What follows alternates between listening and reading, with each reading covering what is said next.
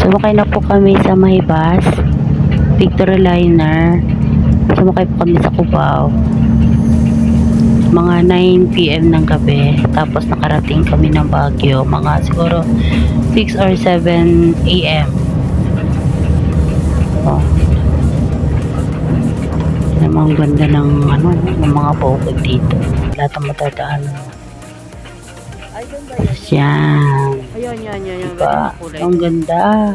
Lexa, naka-live. No? Ito yung makikita mo pag pumunta ka sa SM Baguio. Yan, yung baba niyan. Medyo malamig na yan kasi hapon na yan eh. Tapos ang kasama ko yan, sila Maring Mel, kapatid ko, si Nikki, tsaka yung bunso kong anak si Alex. Yan. Ganda. Ang ganda tingnan ng SM Baguio. Ano mo? Dami mga pailaw. Pero, ano yan normal days lang yan. Yan. Diyan na enjoy dyan si Alex. Yung playground na yan, Go, Alexa, go! libre lang yan. Kumbaga, 15 minutes para mag-play yung mga bata. Tapos, limited lang yung pwedeng pumasok. Hindi kailangan madami. Para bigyan naman ng pagkakataon yung ibang gusto maglaro.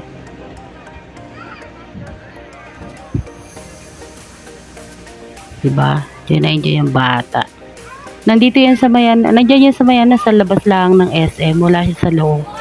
Kasi, hindi na kailangan talaga ng aircon. Kasi nga, malamig na yung place na yan. Nasa open place yan. Yeah, go on. Kaya okay lang. Diyan na rin kami nagkape. Pwede kang umupo sa niyan. May artificial grass yan. Pwede kang umupo. Pa-chill. Dito, pwede tayo mo po dito. Titingin ka sa mga views. Kape! Yan.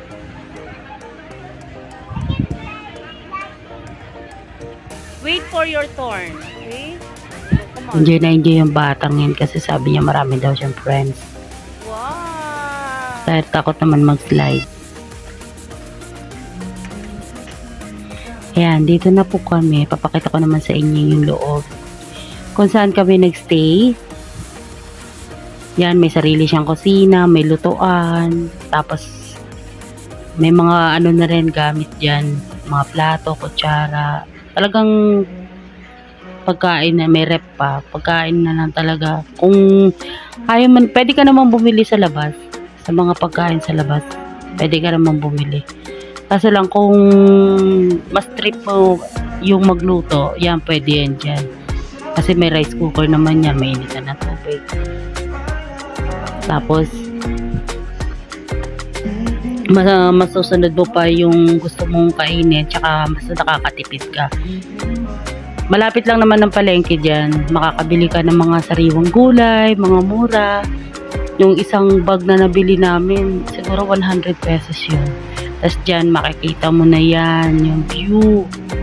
Dyan sa labas, mula sa bintana.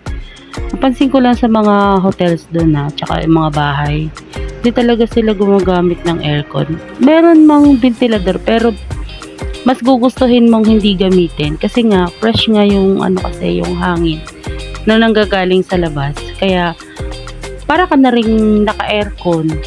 Tapos yan, may extra double deck yan dyan sa labas.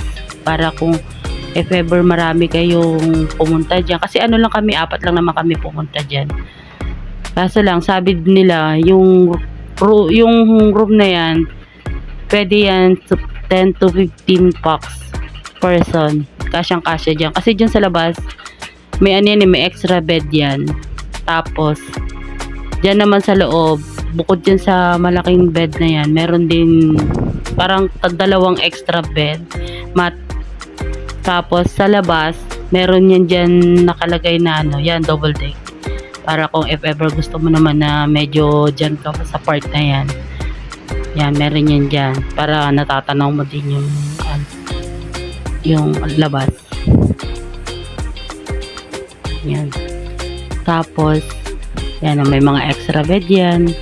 May ventilador. Kahit hindi mo talaga magagamit yung bed yan kasi ang lamig nga naman kasi sa area na yan. Tapos, may bathroom din sila. Malinis naman yung bathroom nila. Tsaka meron din silang shower. Hot and cold naman yung tubig nila dyan. Kaya, okay. Pag alam mong malamig, di gamit ka ng mainit na tubig. Yan.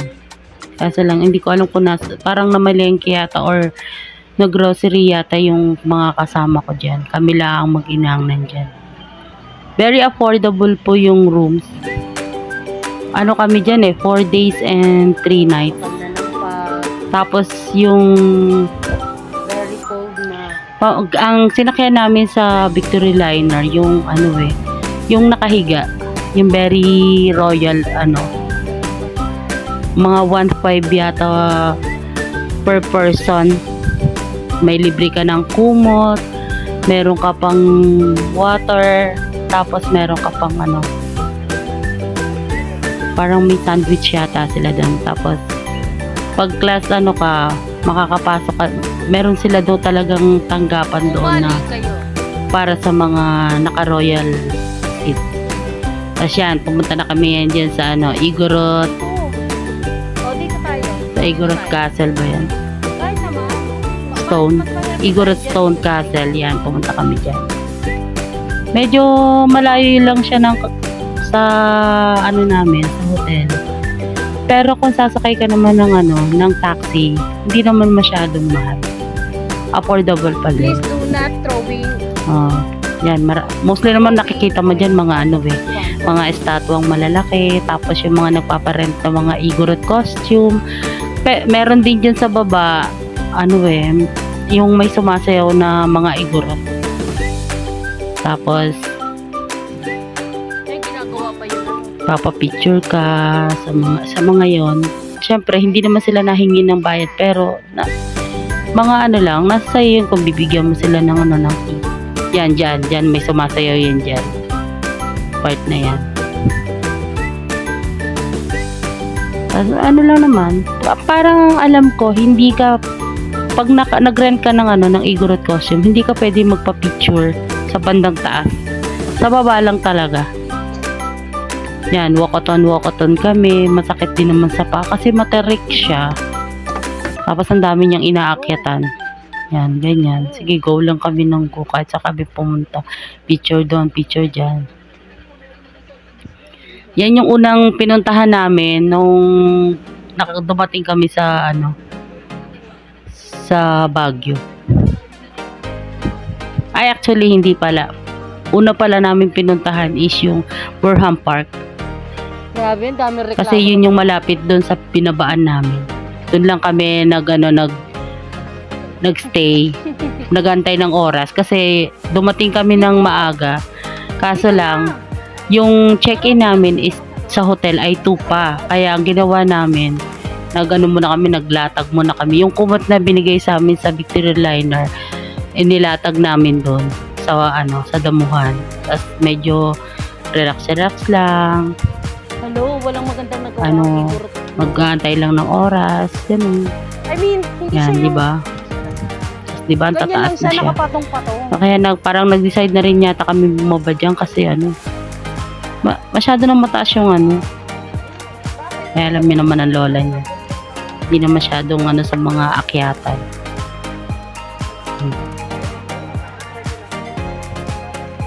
Kaya marami din naman pumunta. Sabi nila, bago lang daw yun yung na yan, place na yan. Parang, nung pandemic lang yan ginawa.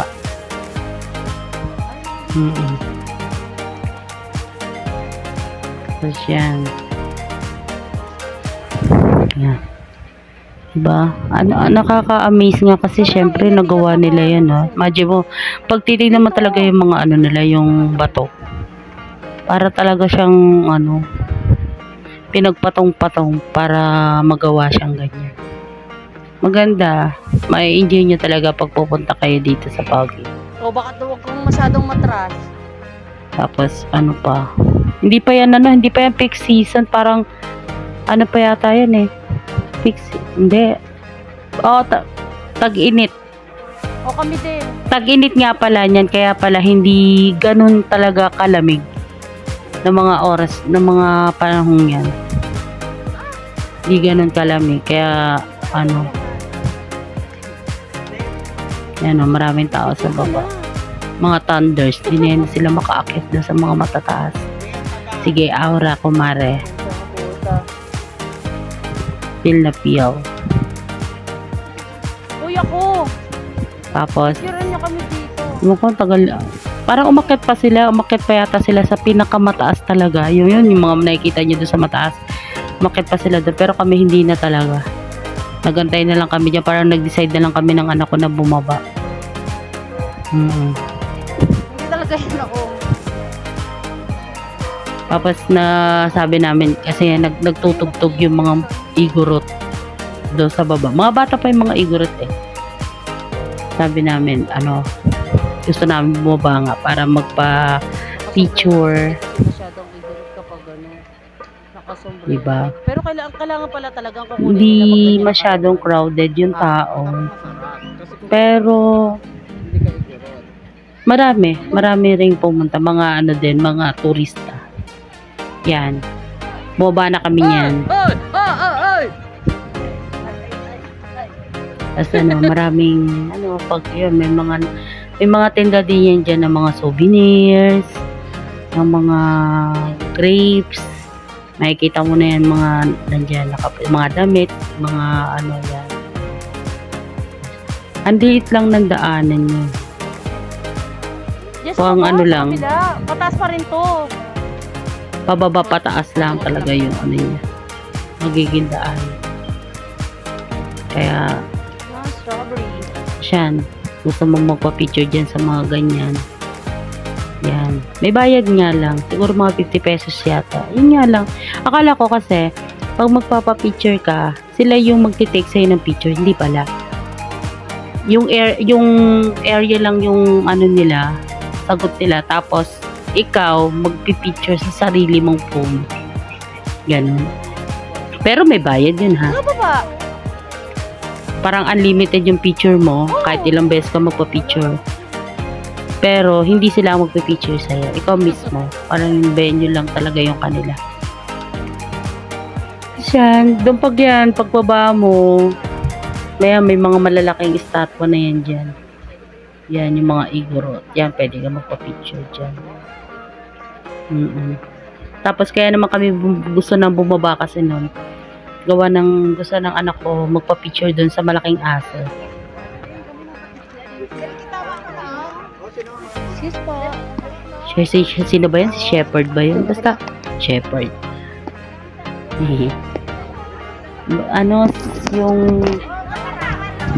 Basta yung malaking aso.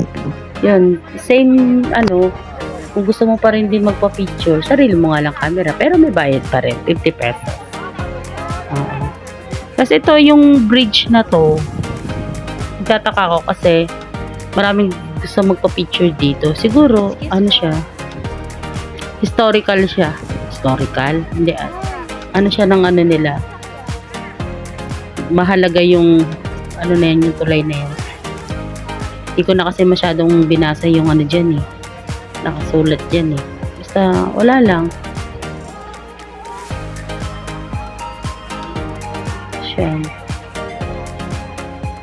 Siguro ang entrance na ito, bawat person is 150. May entrance kasi to. Parang 150 nga po kada person. Yan. Kaka-amaze naman yung gawa nila. Talagang na-amaze ako doon sa mga bato talaga na pinagpatong-patong nila. Marami naman kayo pupuntahan dito sa Baguio. Maraming places na pwede nyong puntahan. Kami, limited lang naman kasi yung pinuntahan namin kasi more on, kasi, ginawa namin, rest. Rest lang sa, kwarto. Ganon. Kain lang. Tapos yung mga part naman na, na napuntahan na namin last time. Kasi second time na namin to pumunta. Yan. Bad trip ng anak ko dyan. Ay magpa-picture. Hindi na namin masyadong pinuntahan.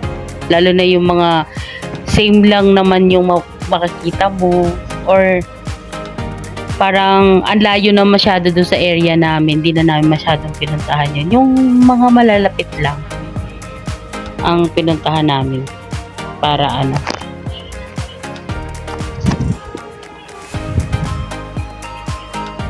Yan, may doon yung mga igorot. Nag-ano pala sila, nag-aayos pa yata sila ng ano nila, ng instrument nila. Tapos, yan, pag malapit na yan sa ano pababa, makikita mo yung mga, yan, mga magre-renta ka dyan ng ano, igorot costume, tapos yung mga souvenirs, yan, nandyan yan, yung mga bags, yung mga gawang kamay ng mga igorot, tapos yung mga souvenirs ng mga pasabit, ganyan. Kami kasi bumili na kasi kami ng ano ng parang maramihan. Meron talagang isang tindahan dyan na makakabili ka ng wholesale. Mas makakamura. At saka yung mga pasalubong. Yan, bumili na kami yan. No? Para mas makamura-mura. Tapos, wala naman ng ibang nakita dito. Umano na kami niyan. Ano? Yan, pumunta na kami diyan sa aso. Sa dog na malaki. Nagpa-picture na yung si batang maliit. Yan. Ayaw niya sa mga estatwa na yan na malalaki. Kaya marami na maparating ng mga tao. Kami, ano na kami niyan. Parang lalabas na yata kami niyan. Yan, dyan yung aso. Makikita nyo yan dyan sa bandang entrance. Makita nyo yan dyan. Yan, yung malaking aso. Nagpa-picture si Alex dyan.